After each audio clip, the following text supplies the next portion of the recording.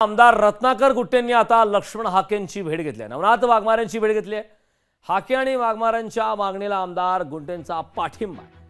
तर भेटीवेळी दोन्ही उपोषणकर्त्यांची रत्नाकर गुट्टे यांच्याकडून विचारपूस करण्यात आली आहे। त्यामुळे लक्ष्मण हाके आणि वाघमारे यांची भेट आता रत्नाकर गुट्टेंनी घेतली। सन्माननीय राज्यपाल, मुख्यमंत्री आणि दोन्ही उपमुख्यमंत्री यांना पण निवेदन दिलेलं आहे आणि त्याच एक पाठिंबा व्यक्त करावा म्हणून मी त्यांची भेट घेण्यासाठी इथं आलो। आणि त्यांची जी मागणी आहे की बाबा मराठा समाजाला आरक्षण देण्यापासून त्यांना कधी म्हणजे हे नाही किंवा आपण देऊ नका असं त्यांचं कधीच म्हणणं नाही।